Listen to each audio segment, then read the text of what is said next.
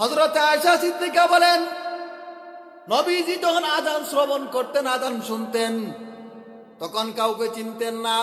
একদিন বিশ্ব নবী আযান শোনার পরে আমি নবীজিকে জিজ্ঞাসা করলাম, ওগো নবীজি, আপনি কি আমাকে চিনেন? আল্লাহর নবী বললেন, মান আনতা, তুমি কে?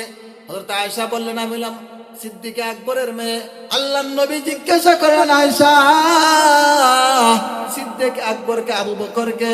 আল্লাহর নবী আয়েশাকে চিনতে পারতেছেন না। নামাজ শেষ করার পরে আল্লাহর নবীকে আয়েশা জিজ্ঞাসা করলেন, ওগো নবীজি, আপনার আযান শুনলেন, ওযু করলেন, আমি যখন আপনাকে জিজ্ঞাসা করলাম, আপনি আমাকে চিনলেন না, আমার বাবা আবু বকরকে চিনলেন না। আল্লাহর নবী বলেন, আয়েশা, আযান শোনার পরে আমি আর এই মনস্কের মধ্যে থাকি না, আমার আল্লাহর প্রেম এবং মহব্বতে আমার অন্তর বাড়ি হয়ে যায়, এই জন্য তোমাকে আমি চিনতে পারি না,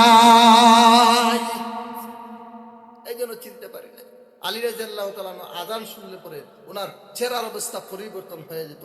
ও মুসলমান, এখন আমরা নামাজ পড়ি, তাড়াহুড়া করে ওযু করি, নামাজ পড়তেছি, কয় রাকাত পড়লাম, কোন সূরা পড়লাম, কয় রাকাত পড়লাম, এটা হিসাব থাকে না। কারণ আমাদের তো নামাজের মধ্যে মন থাকে না, এই জন্য নামাজের মধ্যে খুশু হয় না। আল্লাহর নবী বলেছেন, মায়ের উম্মত, মানুষ যে সময় নামাজের মধ্যে দাঁড়ায়, আল্লাহ রাব্বুল আলামিন কোরআনে কারীমের মধ্যে বলেছেন, আল্লাযী ইয়ারাকা হিনা তাকুম ওয়া তাকাল্লুবাকা ফিস সাজিদিন। আল্লাহর নবী বলেন, মায়ের উম্মত, যে সময় মানুষ নামাজের মধ্যে দাঁড়ায়, আল্লাহু আকবার তাকবীরে তাহরিমা বলে নামাজের মধ্যে দাঁড়ায়, আল্লাহর নবী বলেছেন, বান্দার মন যখন নামাজের মধ্যে থাকে, তার মন যখন নামাজের মধ্যে হাজির থাকে, আল্লাহর নবী বলেছেন, তখন আল্লাহর বান্দার মধ্যে কোনো পর্দা থাকে না। জমিন থেকে নিয়ে আরশ পর্যন্ত সমস্ত পর্দা সরে যায়, সমস্ত পর্দা সরে যায়। কি হইল রে ভাই?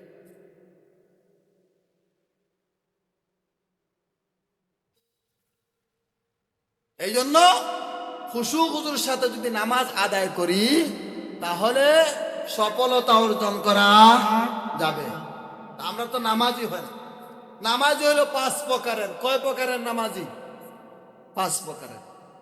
1 নাম্বার নামাজি হইল আমাদের সমাজে যারা জুমার নামাজ পড়ে, ঈদের নামাজ পড়ে, শবে কদর এবং শবে বরাত তাদেরকে মসজিদে মিলে, এছাড়া তাদেরকে মিলে না। এইরকম মুসলমান সমাজে আছে না নাই?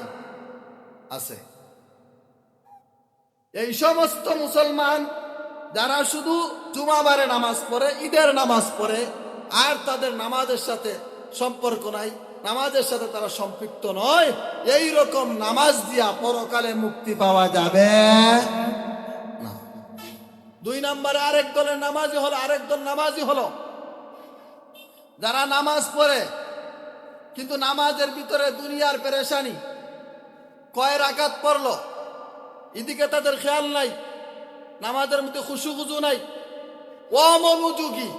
অমনোযোগী হয়ে যারা নামাজ পড়বে, এই নামাজ দিয়েও পরকালে মুক্তি পাওয়া যাবে না। 3 নম্বরের নামাজি হলো যারা নামাজের মধ্যে দাঁড়ায়, নামাজের মধ্যে দাঁড়ানোর পরে শয়তান তাদেরকে ওয়াসওয়াসা দেয়। কি দেয়? দেয়নি ওয়াসওয়াসা। আপনি নামাজও দাঁড়াইবার আগে যে সমস্ত জিনিস আপনার স্মরণ হয় না, আপনার মাথার মধ্যে আসে না, নামাজও দাঁড়াইলে দেখবেন দুনিয়ার সমস্ত কিছু আপনার মাথার মধ্যে আসে। শয়তান উজকুর কাদা, এটাকে স্মরণ কর, ওটাকে স্মরণ কর। এই জন আপনার আক্রমণ করতেছে, তখন আপনার আক্রমণ করতেছে, নামাজ থেকে মন সরাইবার চেষ্টা করে, আপনি নামাজ আপনার মন থেকে বাইরে যায়, আবার ভিতরে আসুন। শয়তানের সাথে আপনি কারাকারি করতেছেন যে আমি তো নামাজ পড়তেছি, মন যদি নামাজের বাইরে চলে যায় তাহলে আমার নামাজ হবে না। আল্লাহর নবী বলেছেন, এই রকম কারাকারি করা অবস্থায় যারা নামাজ আদায় করবে, এদের নামাজ দিয়া পরকালে মুক্তি পাওয়া যাবে। এদের নামাজ দিয়া কি করা যাবে? পরকালে মুক্তি পাওয়া যাবে। কয় নম্বরে গেল? 3 নম্বরে। 4 নম্বরে নামাজি হলো যাদেরকে শয়তান ধোঁকা দেয়, নামাজে ওয়াসওয়াসা দেয়। শয়তান যখন এদের সাথে পারে না, তখন শয়তান এদের পিঠ চাইরা দেয়। এরা যখন নামাজ, তখন এরা নামাজ যখন পড়ে তখন নামাজের মধ্যে স্বাদ অনুভব করতে থাকে, তখন এদের কাছে আর শয়তান যায় না। নবীজি বলেছেন এরা নামাজের মধ্যে স্বাদ পাবে, আর এই নামাজের দ্বারা পরকালে মুক্তি পাওয়া যাবে। 5 নম্বরের নামাজ হইল আম্বিয়া কেরামের নামাজ। কার নামাজ? আম্বিয়া কেরামের নামাজের কোনো তুলনা নাই। আছে? নবীগণ দুনিয়ার জীবনে নামাজ পড়েন, কবরেও নামাজের মধ্যে আছেন। এই জন্য ভাই, আমরা তো মুসলমান, আমরা নামাজ পড়ার টাইম পাই না। তো আল্লাহওয়ালা যারা, তারা নামাজ পড়তে পড়তে টাইম দেয় কি? এরা টাইম পায় না যে আমার তো নামাজ রয়েছে, আমার তো ওজিফা রয়েছে, আমার তো আরো কোরআনের তেলাওয়াত রয়েছে, এরা টাইম পায়। একজন বুজুর্গ ছিলেন সাবেতে বুনানি, উনি সব সময় দোয়া করতেন, আল্লাহ না খবরে যদি কাউকে নামাজ পড়ার সুযোগ দাও তাহলে আমাকে দিও। আল্লাহর ওলির ইন্তেকালের পরে এক ব্যক্তি উনাকে স্বপ্নে দেখলো।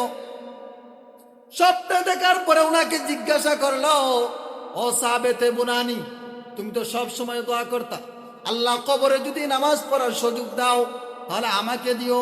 আল্লাহ আপনার সাথে কি ব্যবহার করেছেন?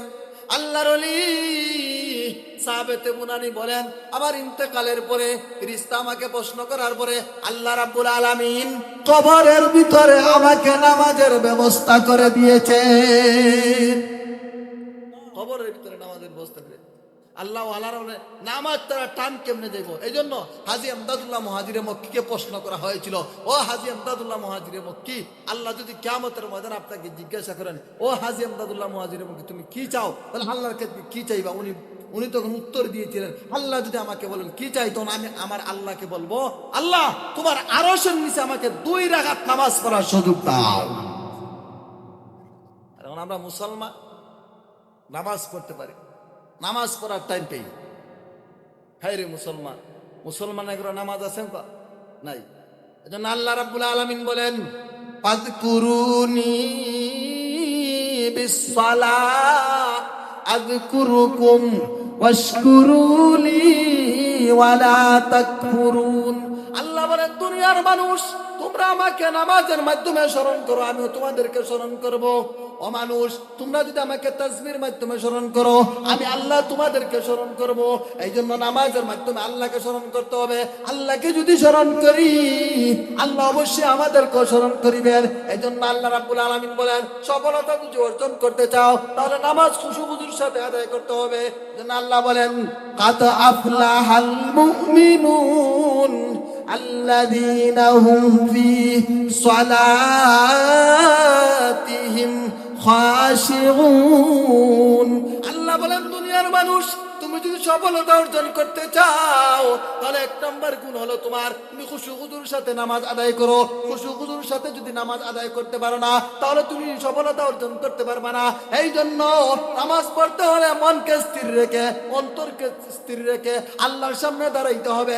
আল্লাহর সামনে দাঁড়ানোর পরে যদি খুশুখুজুর সাথে নামাজ আদায় করি তাহলে অবশ্যই আমি সফলকাম মুমিন হতে পারবো।